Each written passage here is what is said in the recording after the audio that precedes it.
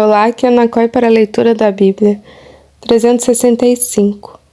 Hoje é o dia 18 de janeiro, dia 18. A nossa leitura se divide em 4 partes: Antigo Testamento, Novo Testamento, Salmos e Provérbios. O objetivo desse encontro é que possamos diariamente fazer o devocional da palavra, para nos conectarmos espiritualmente com as Escrituras Sagradas. Te convido a encontrar um local confortável e de preferência silêncio, para que você possa desfrutar deste momento em Cristo. E na autoridade do nome de Jesus, peço ao Espírito Santo que transborde os nossos corações, tornando-o ensinável, para que possamos receber as revelações do dia de hoje. Amém. Antigo Testamento, Gênesis 37, versículo 1.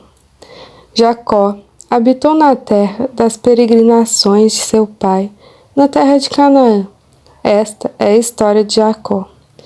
Quando José tinha 17 anos, apacentava os rebanhos com seus irmãos.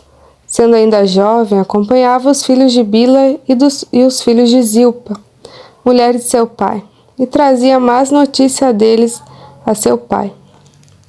Ora, Israel amava mais José do que todos os seus outros filhos, porque era filho da sua velhice, e mandou fazer para ele uma túnica talar de mangas compridas.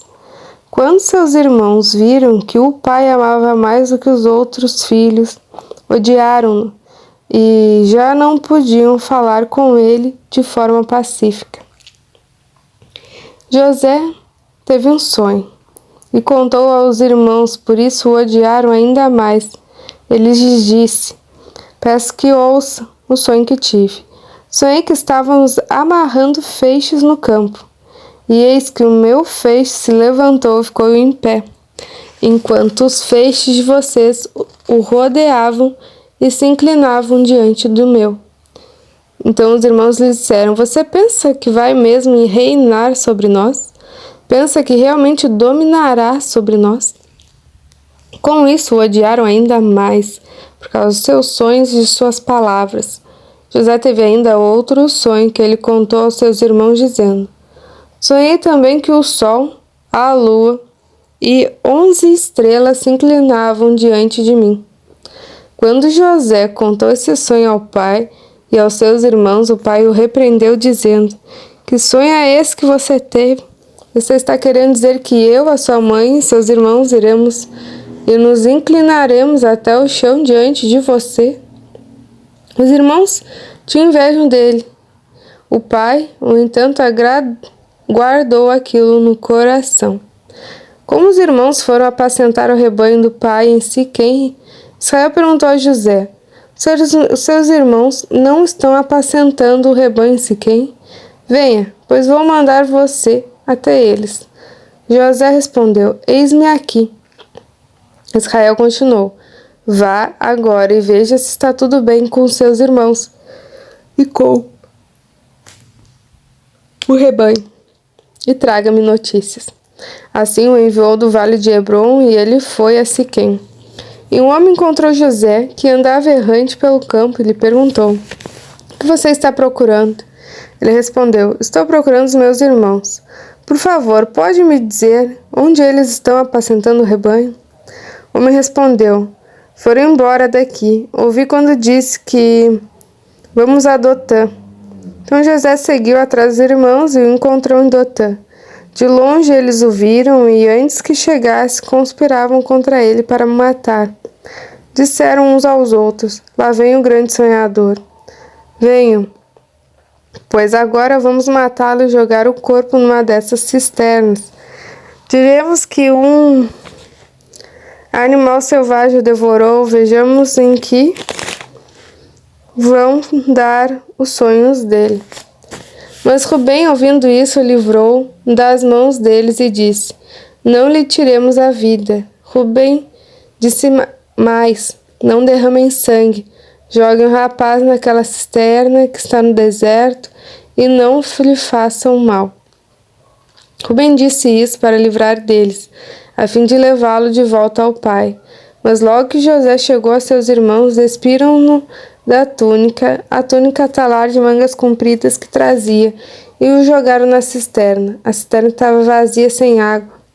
Depois sentaram-se para comer. Levantando os olhos, viram que uma caravana de ismaelitas vinha de Gileade. Seus camelos traziam especiarias, bálsamo e mirra, que levavam para o Egito. Então Judá disse aos irmãos: que vamos ganhar se matarmos o nosso irmão e depois escondermos da sua morte? Venham, vamos vendê-lo aos ismaelitas. Não lhe façamos mal, pois é nosso irmão, é do nosso sangue. Seus irmãos concordaram, e quando os mercadores midianitas passaram, os irmãos de José o tiraram da cisterna e o venderam aos ismaelitas por 20 moedas de prata. E os ismaelitas levaram José para o Egito. Quando Rubem voltou à cisterna, eis que José não estava nela, então rasgou as suas roupas. E, voltando aos seus irmãos, disse: o rapaz não está mais lá, e agora o que eu vou fazer? Então pegaram a túnica de José, mataram um bode, molharam a túnica no sangue, e enviaram a túnica de mangas compridas ao pai com este recado: achamos isto, veja se é ou não a túnica de seu filho. Ele a reconheceu e disse: é a túnica de meu filho. O animal selvagem o devorou, certamente José foi decepado, despedaçado. Então Jacó rasgou suas roupas, vestiu-se de pano de saco e lamentou o filho durante muitos dias. Todos os seus filhos e todas as suas filhas vieram para consolar. Ele, porém, recusou ser consolado e disse: chorando, descerei à sepultura para junto do meu filho. E continuou a chorar pelo filho. Enquanto isso, no Egito, os midianitas venderam José a Potifar, oficial do faraó, comandante da guarda. Aconteceu por esse tempo que Judá se afastou de seus irmãos e se hospedou na casa de uma adulamita chamada Ira. Ali Judá viu a filha de um cananeu, chamado Sua. Ele a tomou por mulher e teve relações com ela. A mulher ficou grávida e deu à luz a um filho. E Judá deu o nome de Ela ficou grávida outra vez e deu à luz um filho, a quem ela deu o nome de Onã. Mais uma vez ela ficou grávida e deu à luz a outro filho, a quem ela chamou de Selá. Ela estava em Quezib quando o teve. Judá tomou uma esposa para e seu primogênito. O nome dela era Tamar. No entanto, o primogênito de Judá, era mau aos olhos do Senhor. Por isso o Senhor fez com que ele morresse. Então Judá disse a Onã: tenha relações com a mulher de seu irmão. Cumpra a obrigação de cunhado e dê uma descendência ao seu irmão. Mas Onã sabia que o filho não seria considerado seu. Por isso, todas as vezes que tinha relações com a mulher de seu irmão, deixava o sêmen cair na terra, para não dar descendência ao seu irmão. Isso, porém, que fazia era mal aos olhos do Senhor, por isso fez com que também este morresse. Então Judá disse a Tamar, sua nora: continue viúva na casa de seu pai, até que Selá, meu filho, cresça. Pois Judá pensava assim: é para que não morra também este como seus irmãos. Assim Tamar se foi, passando a morar na casa do pai dela. Algum tempo depois morreu a mulher de Judá, que era filha de Sua. Quando terminou o período de luto, Judá foi até onde estavam os tosqueadores de suas ovelhas em Tina, ele e seu amigo Ira, o adulamita. E alguém foi dizer a Tamar: eis que o seu sogro está a caminho de Tina, para tosquear as ovelhas. Então ela tirou as suas roupas de viúva e cobriu-se com um véu e se disfarçou e se sentou na entrada de Enaim, no caminho de Tina, porque ela sabia que Selá era homem e ela não lhe havia sido dada por mulher. Quando Judá a viu, pensou que se tratava de uma prostituta, pois ela havia coberto o rosto. Então se dirigiu a ela no caminho e lhe disse: venha, quero ter relações com você. Acontece que ele não sabia que ela era sua nora E ela respondeu: o que me dá para ter relações comigo? Ele respondeu: eu mando para você um cabrito do meu rebanho. Ela perguntou: você deixa comigo alguma garantia até mandar o cabrito? Ele respondeu: que garantia posso deixar com você? Ela disse: o seu selo, o seu cordão e o cajado que você tem na mão. Ele deu os objetos, teve relações com ela e ela ficou grávida. Tamar se levantou e foi embora. Tirou o véu e pôs outra vez suas roupas de viúva. Judá enviou o cabrito por meio do Adulamita, seu amigo, para reaver a garantia que tinha deixado com a mulher. Mas ele não a encontrou. Então o amigo de Judá perguntou aos homens daquele lugar: onde está a prostituta cultual que costumava ficar junto ao caminho de Enaim? Responderam: aqui não havia nenhuma prostituta cultual. Ele voltou a Judá e disse: não encontrei a mulher. E além disso, os homens do lugar me disseram que lá nunca houve nenhuma prostituta cultual. Judá respondeu: que ela fique com aquelas coisas para si, para que não venhamos a passar vergonha. Eis que mandei o cabrito, mas você não encontrou a mulher. Passados quase 3 meses, foram dizer a Judá: a sua nora Tamar se prostituiu, pois está grávida. Ao que Judá respondeu: tragam-na para fora para que seja queimada.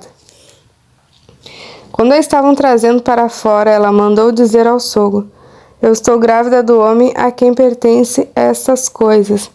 E disse mais: veja se reconhece de quem é o selo, este cordão e este cajado. Judá os reconheceu e disse: ela é mais justa do que eu, porque não a dei a selar meu filho. E nunca mais teve relações com ela.